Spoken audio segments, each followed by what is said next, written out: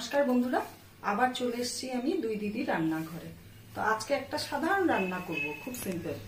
তো রান্নাটা হলো, আমার বর বরলি মাছ নিয়ে আসছে, অল্পই পেয়েছে, কারণ আমরা দুটো লোক, কি করব এক গাদা মাছ দিয়ে। তো এটা আমি একদম পাতলা ঝোল করব, মশলা ছাড়া। তার জন্য লাগবে ঝিঙা, আমি কেটে নিয়েছি, মাছ ধুয়ে নুন হলুদ মাখিয়ে রেখেছি। আলু লাগবে, আর একটু টমেটো লাগবে, একটু জিরে বাটা 1 চিমটি, একটু কাশ্মীরি লঙ্কার গুঁড়ো আর হলুদ লাগবে, আর ফোড়নে লাগবে হলো গিয়ে কালো জিরা, আর নুন লাগবে তরকারিতে, ব্যাস এই লাগবে। সিম্পল রান্না একদম আজকে। খুব গরম পড়ে গেছে, এখন বেশি হেভি খাওয়া যাবে না। আমি কড়াইতে এখন ভাজা হবে মাছটা আস্তে আস্তে।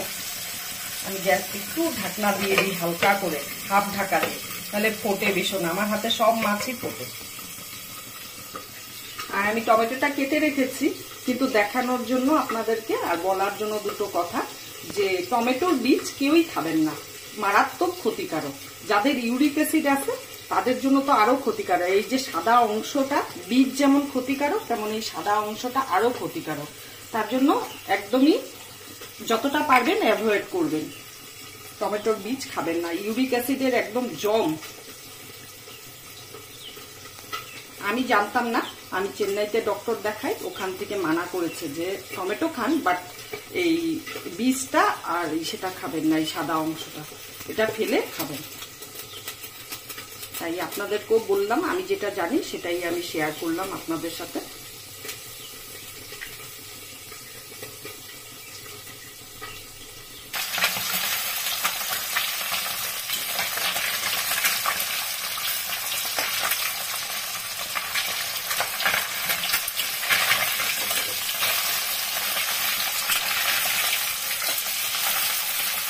গুলো ভাজা হয়ে গেছে, এখন আমি উঠিয়ে নিব।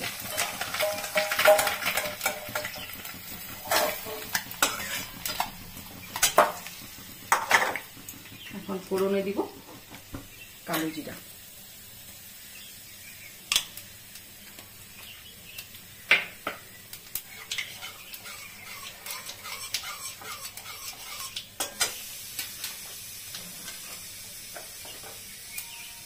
আলুটা ছেড়ে দিচ্ছি।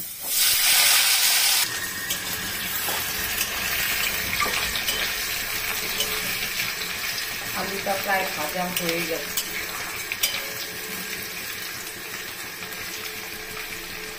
এখন আমি ঝিঙাটা দিয়ে দিই।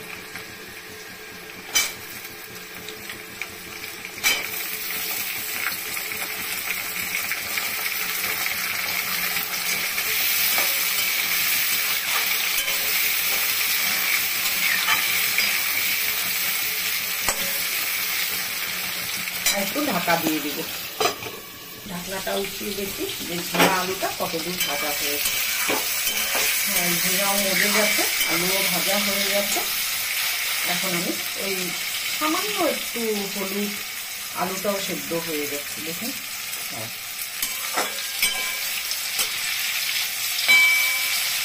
সামান্য নুন স্বাদ অনুসারে, আর হলুদ, একটু কাশ্মীরি লঙ্কার গুঁড়ো, আর 1 চিমটি জিরে বাটা দিয়ে জল দিয়ে এটাকে গুলিয়ে নিয়েছি। এই মশলাটা এখন দিচ্ছি, দিয়ে একটু কষাবো। আর এই টমেটোটা কাটা ছিল, এটাও দিয়ে দিচ্ছি।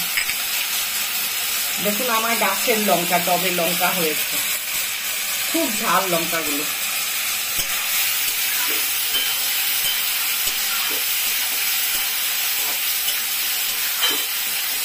বাটিটা দিয়ে জল দিব, দিয়ে কষাবো ভালো করে।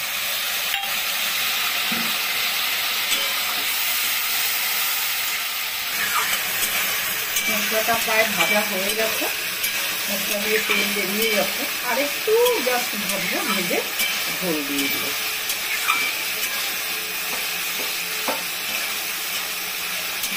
ঝোলটা ফুটে আসলে তারপরে মাছটা দেব। পুরো তেল ছেড়ে গেছে, এখন আমি জলটা দিয়ে দিব। মশলা ভাজার গন্ধও বেরিয়ে গেছে। মশলা তো কিছু দেয়নি, সামান্য এইটুকুনি দিয়ে করেছি। এটা একটু পাতলা ঝোল করব। এই ঝোলটা খেতে আমরা সবাই ভালোবাসি। এটার মধ্যে যদি একটু ধনে পাতা পড়ে না, আরো ভালো লাগে, কিন্তু দুঃখের বিষয় আমার কাছে আজকে ধনেপাতা নেই।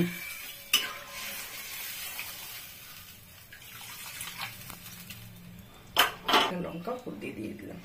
এখন ঝোলটা ফুটবে, তারপরে মাছটা দিব। আমার মাছের ঝোলটা হয়ে গেছে, এখন মাছটা ছেড়ে দিব।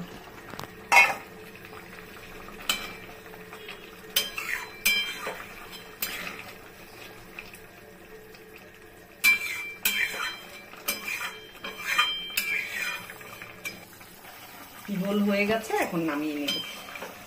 এই পর্যায়ে নামাবো। পাতলা ঝোল খুব ভালো লাগে গরমের মধ্যে, শুধু একটু ধনেপাতা থাকলে ঝোলটা সেই ভালো হতো খেতে।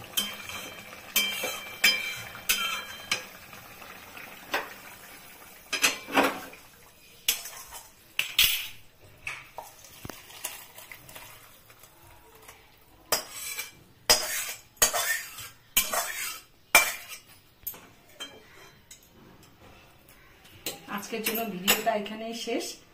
আপনারা পাশে থাকুন, আর এইভাবে আমার নিত্য নতুন ভিডিও দেখার জন্য আমার পেজটাকে ফলো করুন। ফেসবুক থেকে দেখলে ফলো করুন, আর লাইক করুন, কমেন্ট করুন, শেয়ার করুন। আর যদি ইউটিউব থেকে দেখেন তাহলে সাবস্ক্রাইব করুন, আর পাশে দেওয়া বেল আইকনটা প্রেস করুন। আর আমাকে উৎসাহ বাড়ান আপনারা কমেন্ট করে, যে আপনারা কি ধরনের নিত্য নতুন রেসিপি দেখতে চান, আমি করে করে দেখাবো। তা আজকের জন্য ভিডিওটা এখানেই শেষ। টাটা।